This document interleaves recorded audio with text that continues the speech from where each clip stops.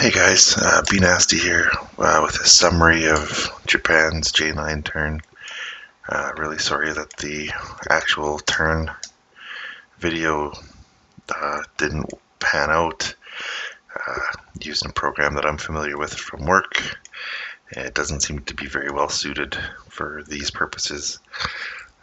So I apologize for that. It was an important turn too, and I probably would have appreciated some feedback people could see or tell me some things that I maybe did wrong or could have done better or anything like that. But anyway, we had rolled tech on the Discord. Dice Maiden and Improved Construction Japan has completed. They missed long-range aircraft. My purchases were 7 militia, an upgrade, medium armor, mountain infantry, 3 regular infantry, and a fighter. And this absolute chaos here was the combat moves. So and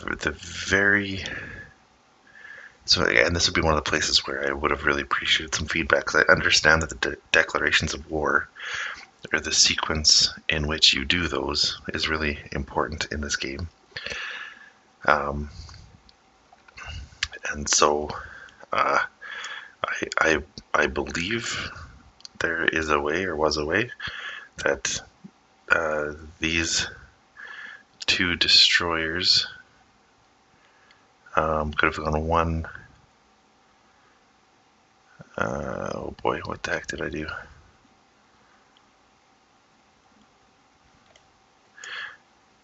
Yes, sorry, they went 1 to this C-zone, and then 2 to the C-zone. Each yellow guy dropped a Marine here, and green guy dropped a Marine here.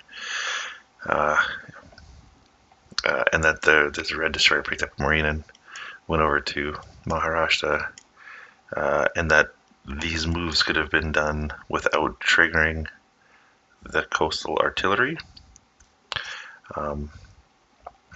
If that is not the case, and if one of those things, if that's not possible, then I would have for sure moved these 2 destroyers first, have this guy suffer the shot from the coastal artillery, and if he died, then we could probably retcon or something the dollar. But anyway, so this red destroyer moved 1, 2, and I think I foolishly left him out at sea, didn't put him in port, and that was this red Marine. He'd come here, and that was just going to be a walk-on for the Japanese. Then these 2 destroyers ended up here. I'm not going to make it as nice and tidy as it was on the actual save, just for the interest of time, because I'm just not good at that. But they each picked up a Marine and attacked here and here.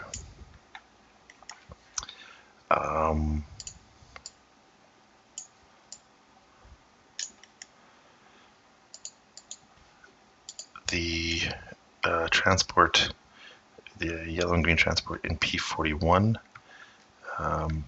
picked up 2 regular infantry, and similarly offloaded 1 here.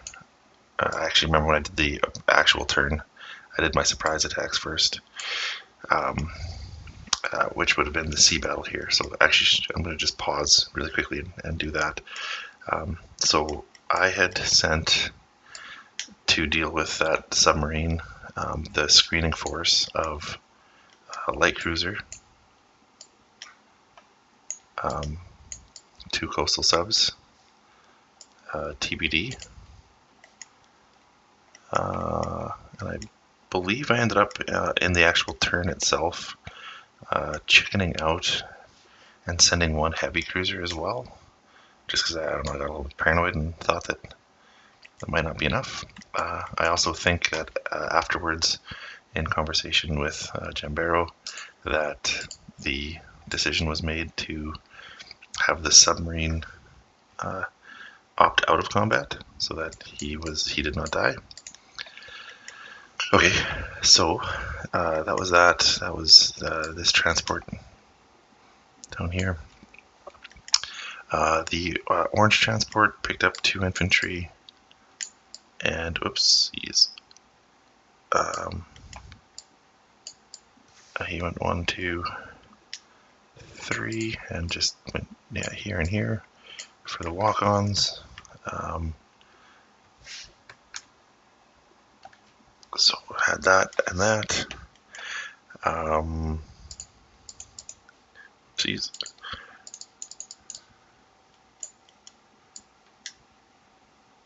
Oop, oh no. Oh no.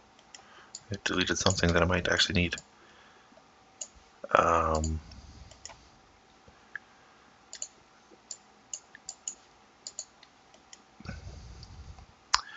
We put 1 sub here and raided the Anzac line for $1, and then this sub stayed where it was and failed its raid.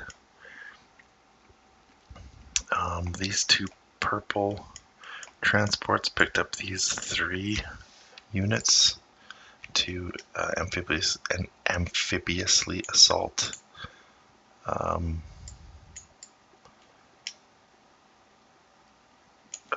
Java, and I had from the 97th these 4 units, so no transports involved, but they just did a land attack into Malaya.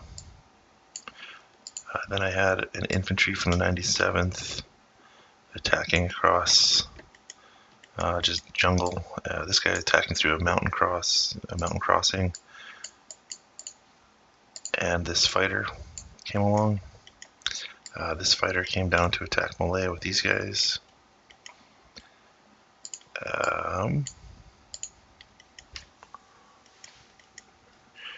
From the 41st, these 4 infantry and 1 artillery with support from the medium bomber attacked Hong Kong.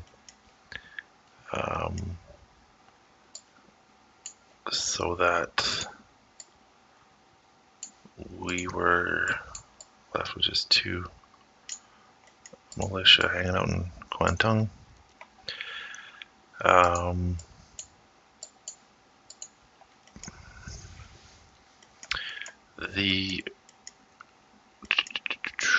How did I do that?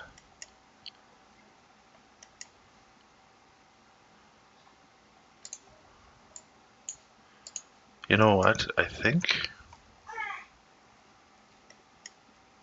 Oh man. I think on the actual turn.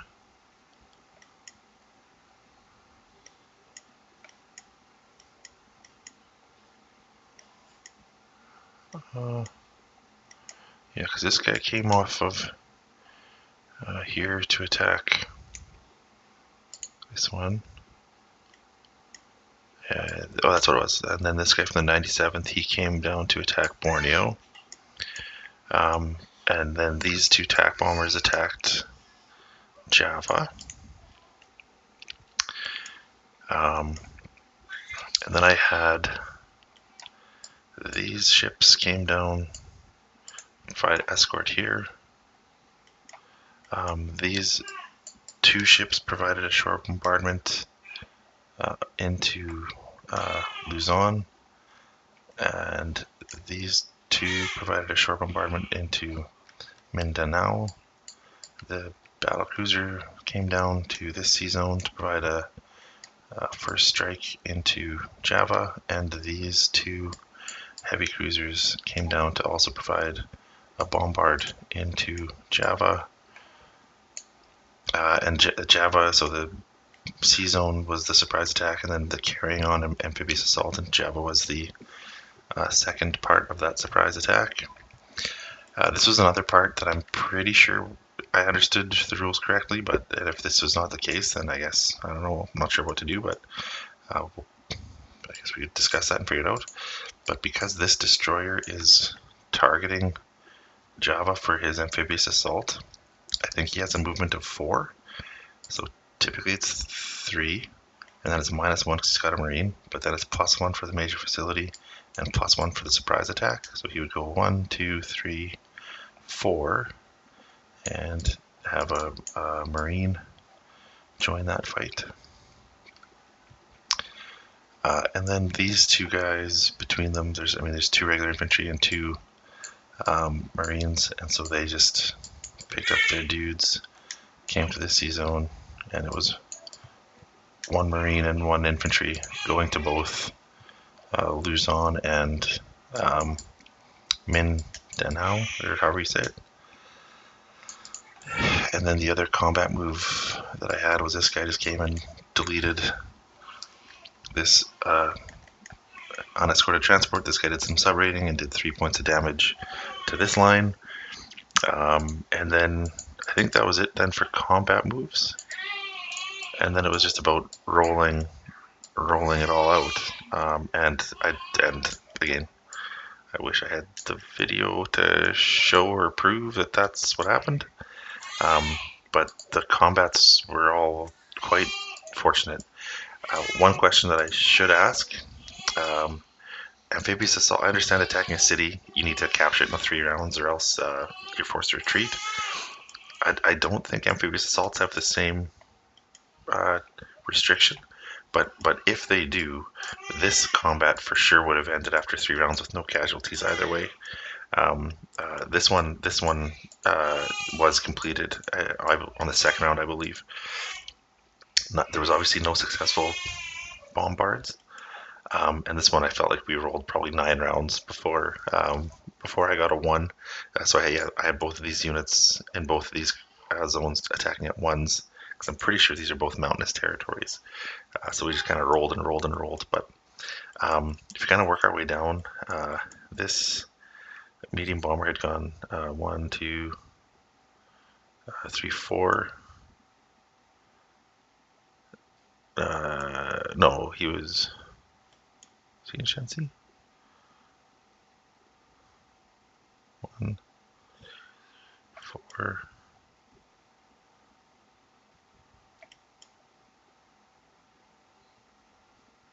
Szechuan. I think he's in Szechuan. No, that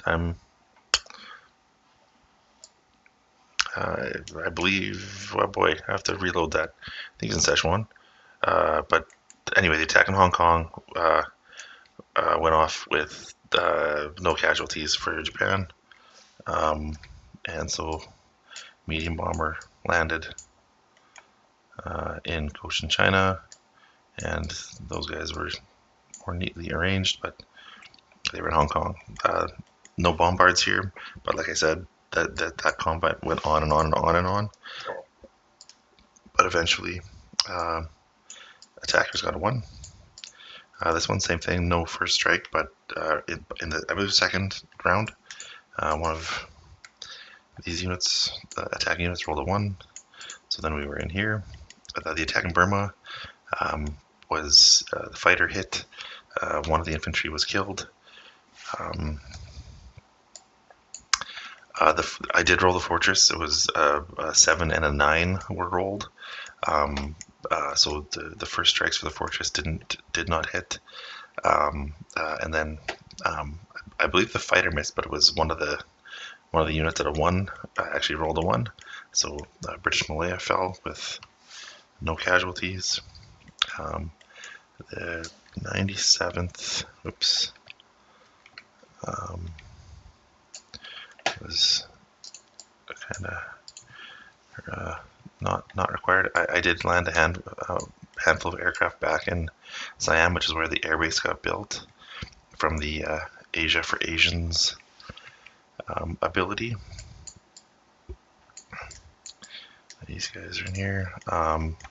And then, yeah, all the combats down here. I know on this one, the planes with the surprise attack get the first strike ability, and I did have a number of ships doing bombarding. And I know that from first strikes alone, I had 3 hits. and then the combat round afterwards, the surviving British infantry did not hit, and there was, I think, several hits. There were several hits the following round to eliminate it, and again the defending infantry missed his second defensive roll. So that was it for Java.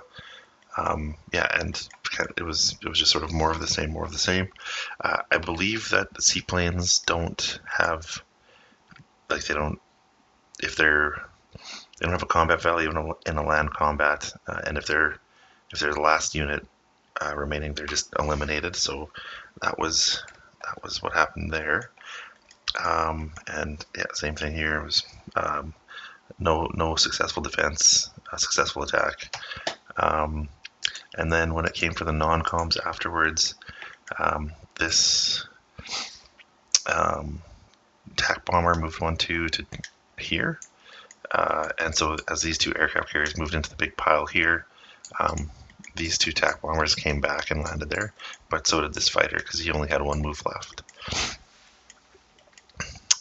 And then I believe I sent the fighter here, and the mountain infantry came here. Suyon is we had a chat going about the upgrade this past turn. It was this guy that was upgraded to a regular infantry. And I believe this guy flew 1, 2, 3, 4, 5, 6 down to Siam. So he's sitting like that, which in hindsight was probably not a very smart play, but rookie mistakes are part of how you learn this game. Yeah, and I think that was about the turn. Could I done an attrition? Do artillery do attrition attacks in this game? I probably should have done an attrition attack. Oh well. And then when it came time for placements, it was pretty sure this guy gets to get placed because of the being at war with the Americans. I'd read that on the NRS. I think these 4 guys were in Kyushu. Medium armor went to Rihi. Built the fighter in Tokyo, I think. Oh no, I built this carrier here, and I put the fighter on it, thinking that was allowed. And then for the militia, it went, I think, something like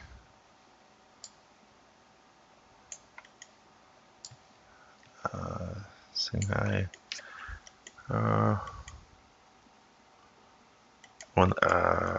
Shoot. East Manchuria, maybe? The last one. And then, yeah, I upgraded this guy to a regular infantry. And so, yeah, I had the 18th air marker down here to put on a air base and a minor factory. But yeah, this was sort of the yeah, and these carriers had moved into the sea zone with these 2 tacks and this fighter on it.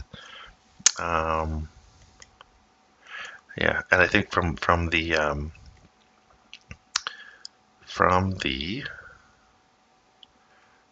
housekeeping earlier today, I think this in order to kind of keep things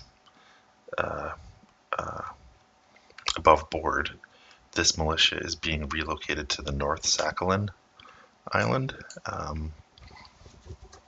So there he will remain in probably the best $2, the wisest $2 investment of the entire game, probably. So yeah, this was sort of how it all went, and yeah, I wish that the program I was using, or that I wasn't an idiot, or that the program worked more reliably. I know it was an important turn, and I'm very apologetic that it did not work, and I'm looking to change my program moving forward. But anyway, that's a long, drawn-out summary. Thanks for your patience, guys. Talk to you soon.